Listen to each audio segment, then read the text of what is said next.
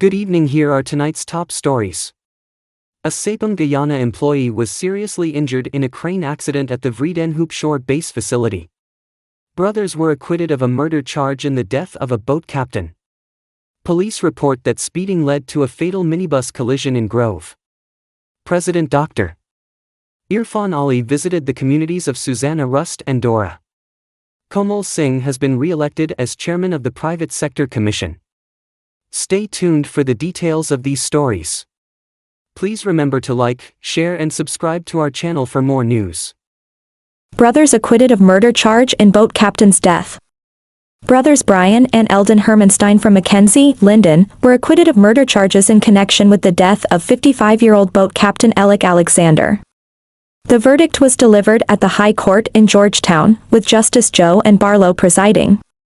The trial concluded after the prosecution closed its case last week. Ronald Daniels, the defense attorney for the Hermanstein brothers, argued that the prosecution had failed to provide sufficient evidence to warrant a defense.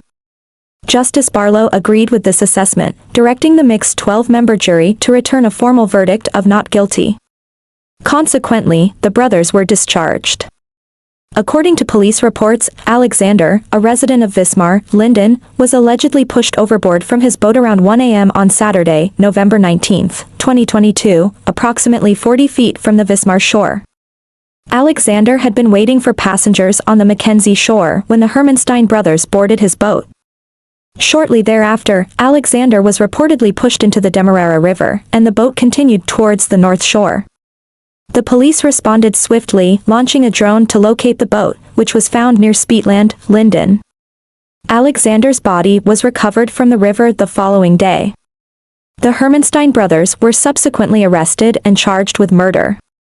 The acquittal marks the end of a high-profile case that highlighted the need for substantial evidence in criminal proceedings. The verdict brings closure to the Hermanstein brothers, who have maintained their innocence throughout the trial. The legal community and public will undoubtedly scrutinize this case, emphasizing the importance of thorough investigation and evidence collection in ensuring justice is served. Police report speeding leads to fatal minibus collision in Grove. The Guyana Police Force in Regional Division 4B is investigating a fatal accident that occurred on Saturday, May 25, 2024, at approximately 5:40 HRS on the Friendship Public Road, East Bank, Demerara. The accident involved two minibuses and resulted in the death of 38-year-old Keon Harvey, a resident of Lot 254 Grove Squatting Area, EBD. According to the initial investigation, Harvey was driving minibus BVV 1137, owned by Roxanne Mason of Lot 32 Railway Line, Kitty, Georgetown. Harvey was traveling south along the eastern side of Friendship Public Road at an alleged high speed when he lost control of the vehicle. The minibus swerved onto the western side of the road and collided with the stationary minibus BAC 950, driven by 52-year-old Paul David of Lot 45, Public Road, Friendship, EBD. David's minibus was facing north and picking up passengers at the time of the collision. Passengers in David's minibus included Yannick Noel, 27, of Lot 8 Supply, EBD, Vishal Guraya, 19, of Lot 42 Friendship, EBD, and Latoya Thorne, 44, of Lot 34 Friendship, EBD. The collision caused extensive damage to both vehicles and resulted in injuries to both drivers and all passengers. Emergency medical technicians were summoned to the scene. Unfortunately, Harvey was pronounced dead on site. The injured passengers and David were transported to the Diamond Diagnostic Center for medical attention, where they were treated and subsequently discharged. Harvey's body was taken to the Memorial Gardens Funeral Home, where it awaits a post-mortem examination. The police continue to investigate the incident. This tragic accident underscores the dangers of speeding and the critical importance of adhering to traffic regulations to ensure the safety of all road users. Sapem Guyana employee seriously injured in crane accident at Vredenhoop Shore Base facility. An employee of Sapem Guyana suffered serious injuries last evening when a crane toppled over during a load testing exercise at the Vredenhoop Shore Base facility. The facility, situated on a man-made island in the Demerara River, is currently under construction to support the oil and gas sector. The incident occurred as the crane was being tested for load capacity, a routine procedure to ensure equipment safety and reliability. Unfortunately, the crane toppled, causing severe injuries to the worker involved. The injured employee was promptly rushed to a hospital, where he underwent emergency surgery. He is currently resting comfortably at a private hospital. In response to the accident, an investigation has been launched to determine the cause and prevent future incidents. This recent accident comes 3 months after another tragic event at the same shore base facility, where an employee lost his life by drowning. Safety protocols and the well-being of workers are paramount, and the ongoing investigation aims to address any shortcomings and reinforce safety measures at the facility. Sapem Guyana has yet to release an official statement regarding the accident. The company and relevant authorities are expected to provide further updates as the investigation progresses. Komal Singh re-elected chairman of Private Sector Commission. The Private Sector Commission, PSC, held its 32nd Annual General Meeting, AGM, on Wednesday, May 24, 2024, at the Marriott Hotel in Georgetown. During the business session of the AGM, the Council elected the executive members who will serve for the period 2024 to 2025. The PSC is pleased to announce the re-election of Mr. Komal Singh as chairman. Joining him in the executive team are Captain Jerry Guvia Jr. as vice chairman, Dr. Natasha Gaskin-Peters as honorary secretary, Dr. Hyamwant Prasad as treasurer, and Mr. Manoram Prasad as corporate coordinator. The PSC reaffirmed its commitment to being the leading advocate for the private sector. The organization aims to promote socioeconomic growth and development in Guyana through strategic partnerships with the government and other stakeholders, focusing on shared national issues. Mr. Singh expressed gratitude for the continued trust and support from the members and emphasized the importance of collaboration in driving the nation's development forward.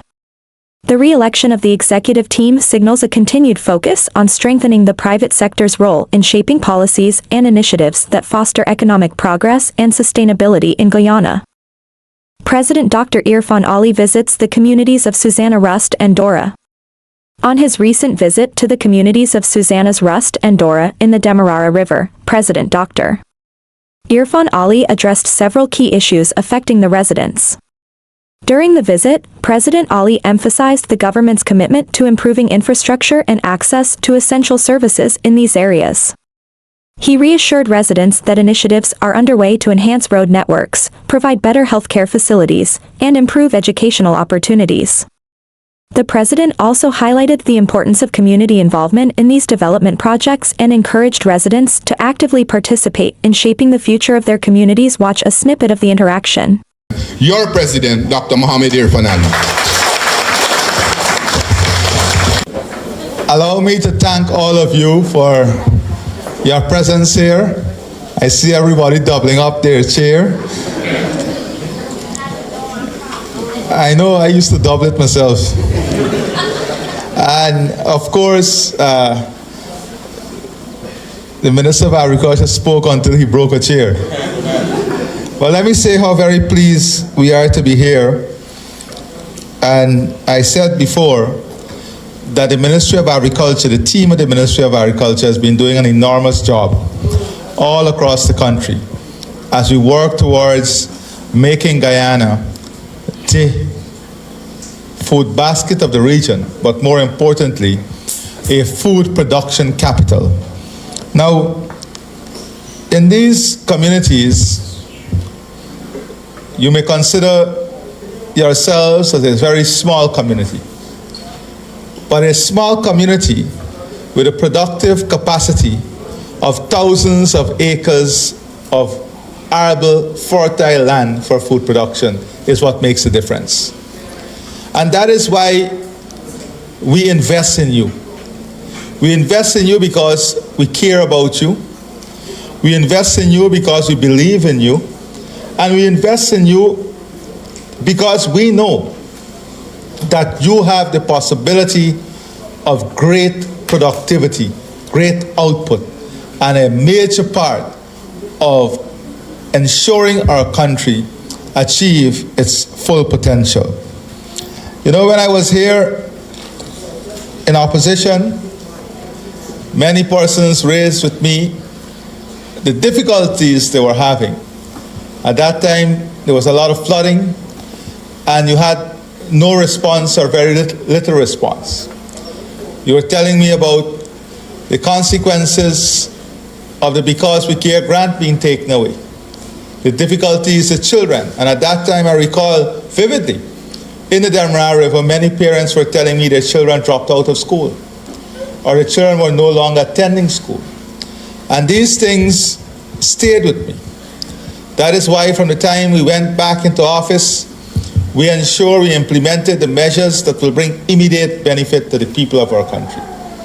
Removing the 200 burdensome taxes. And you might say, in this community, what does the sugar industry has to do with you? But Minister made a very important point. In Wales and the other estates, when you had thousands of people employed, they had to buy food, they had to buy produce. Who did they buy from? They bought from the farmers. That is how things are connected. And that is why we must be aware of all the issues in our society, and we must work to ensure that we are connected to those issues. Because sometimes we don't look at the big picture. Sometimes we, get very caught up in ourselves, and we only look at the immediate picture or the picture of ourselves alone, and not the whole picture that is important for us to understand.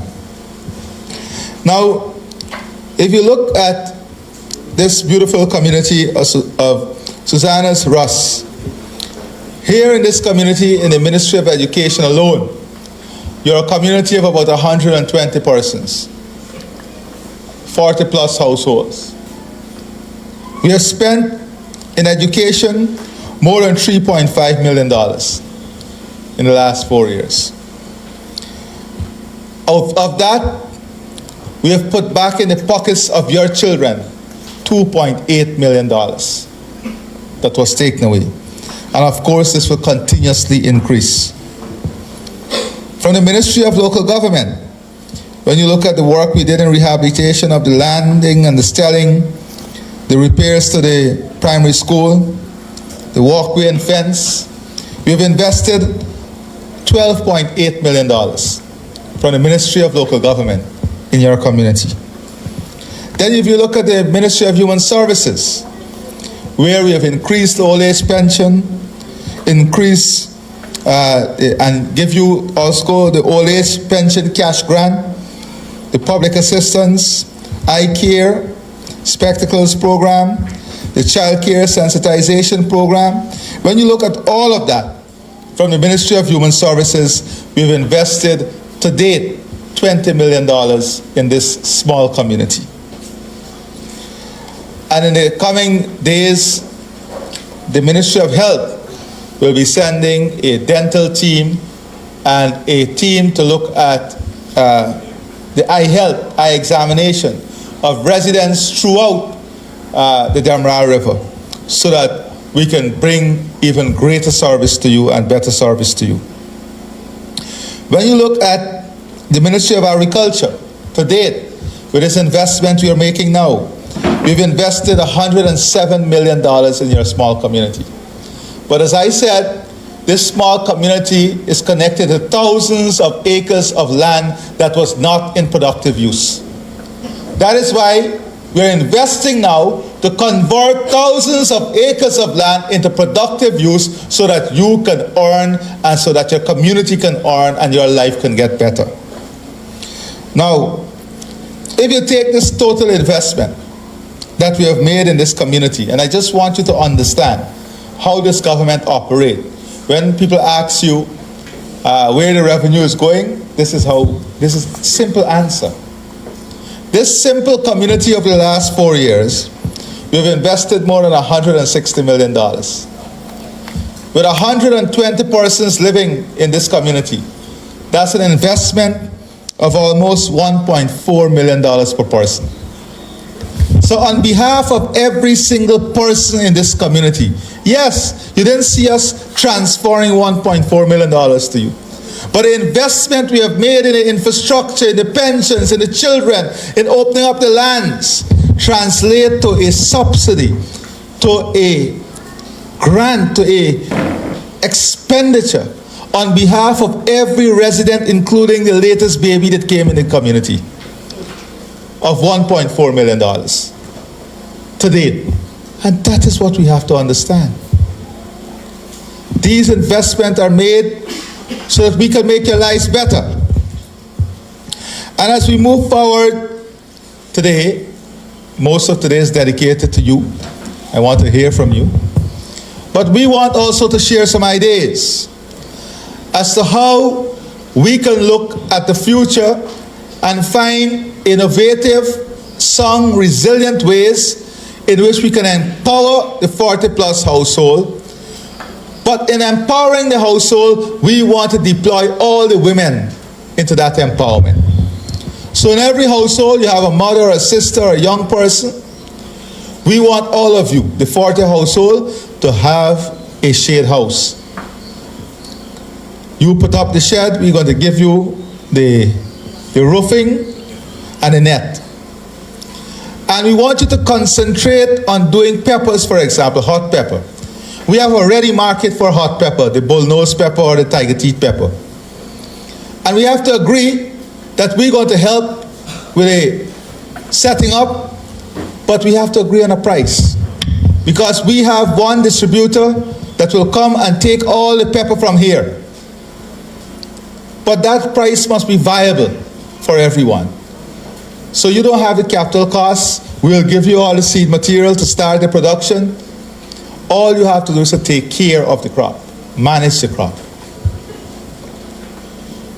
Then we want this entire Demra River to get into honey production. Not only for the honey, as Aditya rightly pointed out, the wax to make the soap, candles. These are high value things and things that we can consume in the local market. So we want also for the women and young people to come together. We're going to train you. We're going to give you the protective gear, the protective equipment, and we're going to give you the hives so that you can start honey production and the value added in this community. So we want to discuss some of these things. For the farmers, you heard, because of the flood, many farmers left the land. We are now doing the drainage, we'll do the empolering, and we are going to help every farmer to prepare to clear 2 acres of their land.